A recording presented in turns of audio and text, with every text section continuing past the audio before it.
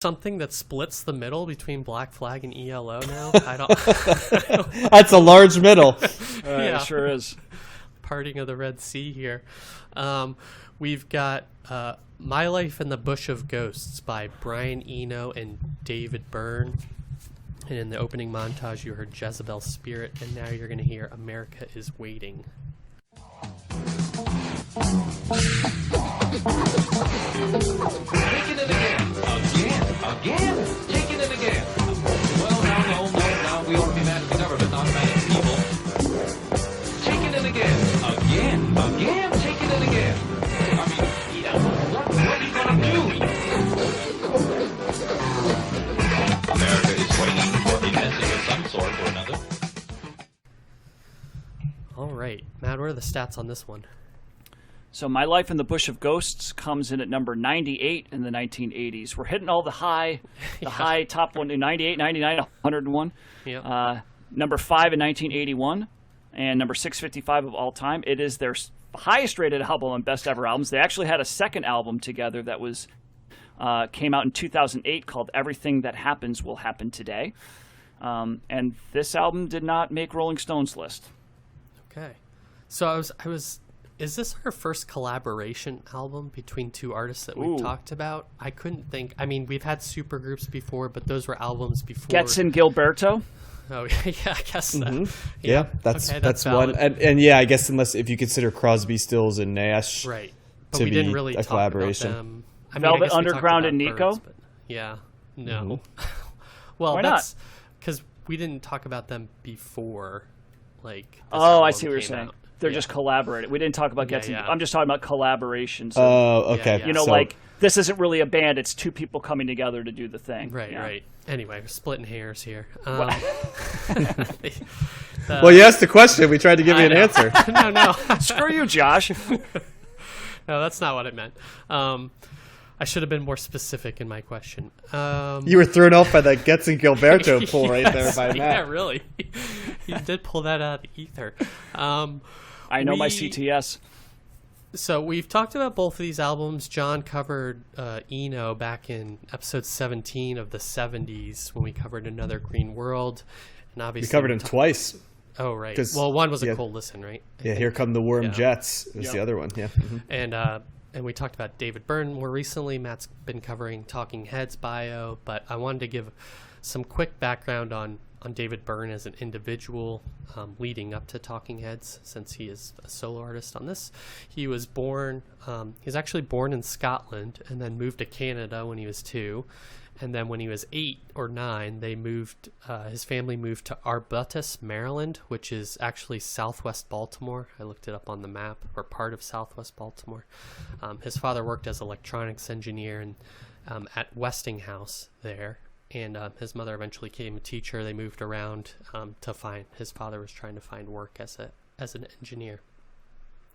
He knew how to play guitar, harmonica, and violin, and accordion before high school. He attended RISD from 70 to 71, and then he went to the Maryland Institute College of Art from 71 to 72 before dropping out. And then he returned to Providence and formed a band with Chris Frantz called The Artistics. And then that band broke up in 74, and he moved to New York City. And then Frantz and his girlfriend Tina Weymouth later followed, as Matt has said, I think, and then they formed the Talking Heads in 75. So, and we've talked a lot about Eno. You know, he's got his own award on this podcast, for crying out loud. And leading up to this in the 70s, Eno was staying busy. In the 70 through 79 period, he was obviously working with Bowie, as we've talked about on the Berlin trilogy. In 77, he released a collaborative album with a German electronic group called Cluster that was titled Cluster and Eno, and that was described as an album of gentle melodies that combines Eno's ambient sounds with Cluster's avant-garde music. And in 78, he did another album with 2 of the members of Cluster titled After the Heat. Then in 78, Eno released his first ambient music album titled Ambient 1 Music for Airports, which we've mentioned before. And then he released yet another album called Music for Films, which is a concept album as a soundtrack for imaginary films, some of which the music was used in films by the time this album was released, which I found funny. He first met Byrne when they worked together on More Songs About Buildings and Food, and this was recorded. This album was recorded during the break between the Talking Heads albums Fear of Music and Remain in Light.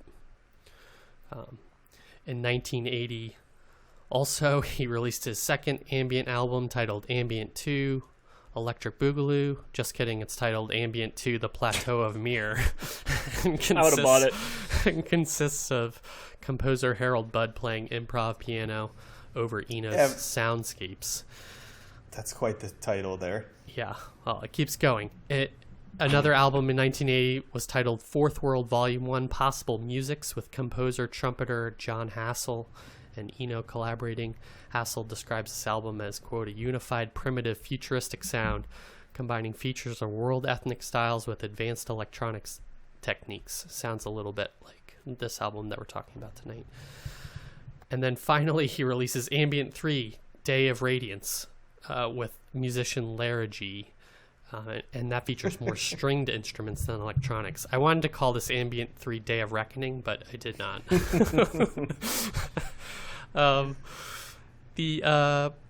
So all that being said, Eno's been producing, he's making all this album, and this collaboration is par for the course with David Byrne.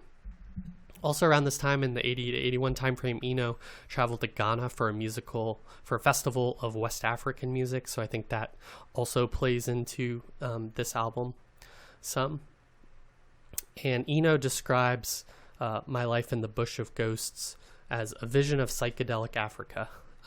There is extensive use of sampling in this album, with most of the vocals coming from recordings of things like Arabic singers, radio DJs, and even an exorcism at one point.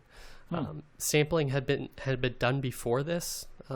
We've heard a little bit, but not so extensively, and not with it as kind of the sole focus of the music.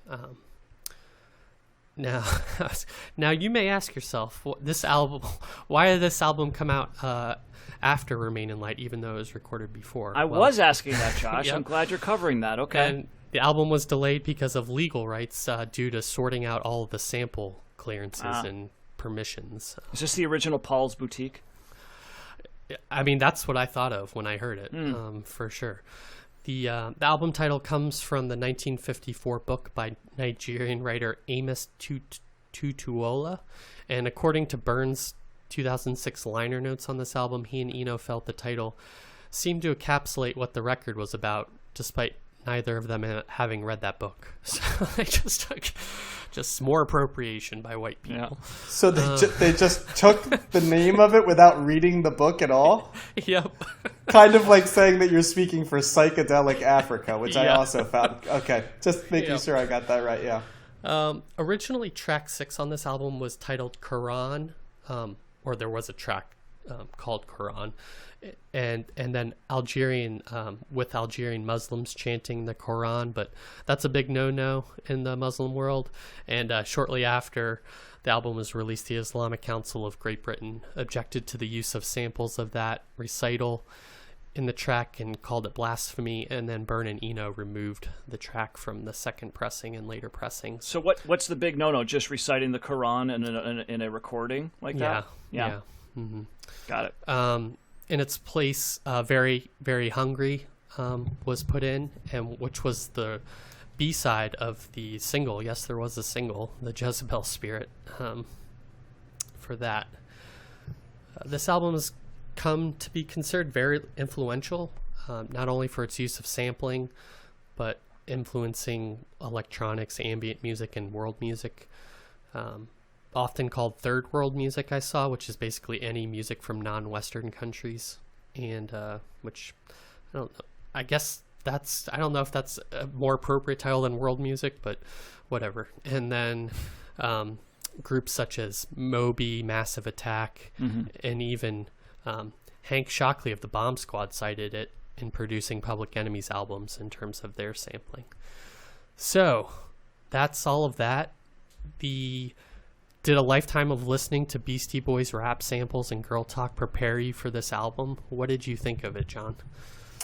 It felt like what did I think of it this felt like an art project Yeah. that I could appreciate what they were going for, but there just wasn't a ramp. I understood this album. It wasn't beyond me or difficult to understand. It was, as was mentioned in Josh's bio, there's clearly an African element with the rhythmic drums in this. There still is some ambient space at times with the Eno feel and sounds, like creation of sounds and how they sound in isolation, certainly there.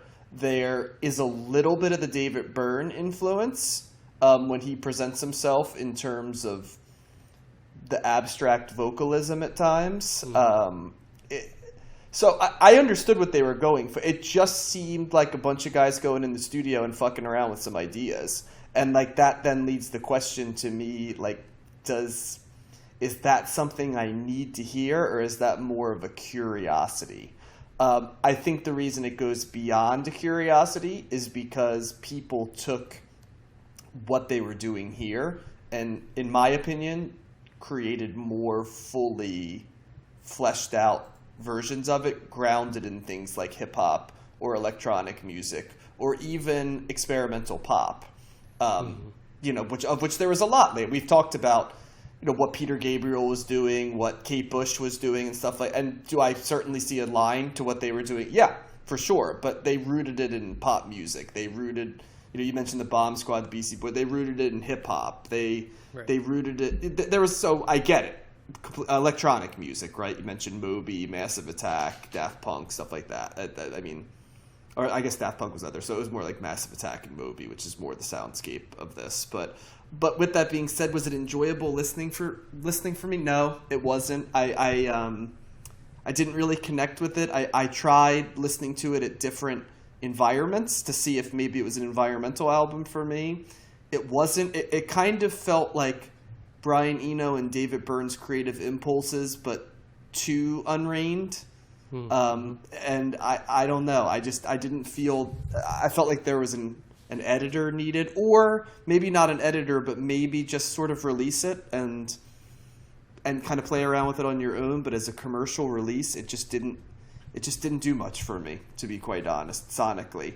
And I've been pretty positive on all Talking Heads albums. The Eno stuff, I like Roxy Music quite a bit. The early stuff, I liked both of his solo albums quite a bit.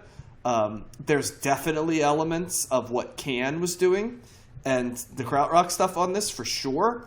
So I think there was a little bit of a hearkening back to that. But I liked those albums a little bit more than this one as well. I would describe this as kind of, I wouldn't say impenetrable, because that would mean I kind of didn't get it or couldn't.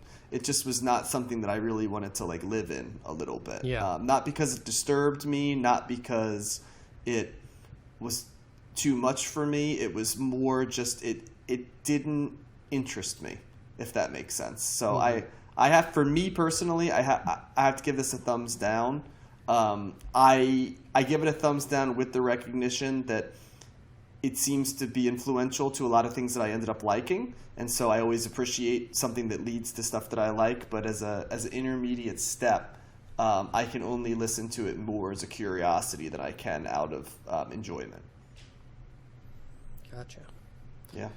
What about you? Well, I read somewhere that somebody was saying like, "Oh, this is the type of album that people either love or hate." Mm-hmm. And I kind of found, I was like, I kind of am in the middle here. Yeah. And it's kind of weird because like, I certainly don't love it. I don't hate it either. I definitely think the first side is stronger than the second side. I mean, that's easy. It's like two separate albums. I agree with that as well. Yep. Yeah. What's that, Josh? It was so noticeable to me. Yes. How it like fell off. Yeah, it's almost like, and I think that picks up. I think the first two tracks are pretty decent. I think Regiment for me is easily the best song on here. I mean, that bass line, that groove is immediately infectious. I mean, and that's the type of stuff that and trip hop. I mean, you're talking Massive Attack. I mean, this is like kind of where some of the foundation of trip hop's coming from. And Help Me Somebody's got this like fast-paced, drumming. That's maybe the most Talking Head sounding song on this, the one that sounds the most like it would come from Remain in Light. And the Jezebel Spirit's got a cool little groove to it. It's got a cool little guitar part. It's very danceable, And then as the second side kind of comes out, it slowly deteriorates. It just goes more and more into like soundscapes and, like you said, found sounds and kind of just experimentation, and it starts to lose me. I found myself listening to the second half of this record oftentimes just being lost and going like, which track am I on? What is this? Like, oh, it's over already? What did I think about that? It was just kind of there. So well, Eno did that with Low, with Bowie, but he didn't lose me. Like, yeah, I would agree with that. It was way more interesting on I agree Low with that. than this was, in my opinion. Like Low, that seemed to be a little bit more grounded in something, and this was just, I don't know, it was a little too experimental. It wasn't like nothing harsh or nothing that it's just there, right? It's just kind of like it's like the definition of background music / sounds. So yeah, it left me a little mixed, and then I would go back to it like a day later or 2 days later, and I'd listen. Again, I'm like, okay, I like the beginning here. Maybe this time I'm gonna like just keep the energy going and flow into the second side and get more into that. And it never really happened, So this is another one of those. I have to go in the middle because I did like the first part. I thought that was. Again, this is maybe it would have been better for me as an EP. Stop after the Jezebel Spirit pretty much, and maybe do Very, Very Hungry or the Moonlight and Glory, but it does start to lose some of its fastball for me. Again, yes, this is influential. It's 1980 that they did this album. It came out in 81, but this is recorded in 1980, and there's so many sounds and feelings and things that are coming across with this that you could definitely pinpoint and pick out with other artists later on, not just in the 80s or 90s, but also into the 2000s. Very easily. So yeah, like it's got that trip hop, that ambient type sound is certainly here. Very much. This to me seems much more like a Brian Eno album than David Byrne. David Byrne seems to be like this the side guy here. Especially on that second half. It's like, was David Byrne even in the studio in the second side of this record?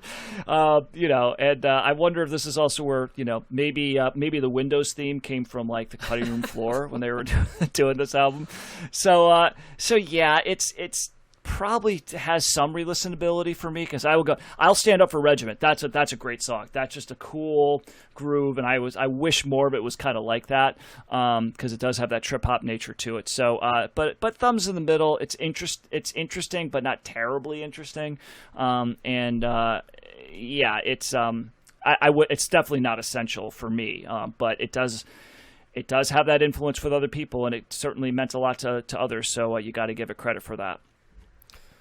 Yeah, I found David Byrne's kind of slight contribution to this a little frustrating. It's a little misleading to call this a collaboration album when it seems clear that it's Eno that's the driving force, and when it's not really, when it's all just samples for the most part. Like, how do you take credit for that? I don't know, but I'm with you guys. I'm mixed on this album. I found it hard to get a grasp or kind of maintain my attention because it seemed so often that there wasn't any kind of structure to the songs. I feel when we're thinking about in comparison to like the krautrock and stuff, it seemed like, and especially Can, it seemed like there was still like a structure to their songs, and they would build and kind of have different choruses, or at least kind of have some sort of thing that you could follow along with. And I had a hard time following along to the songs here.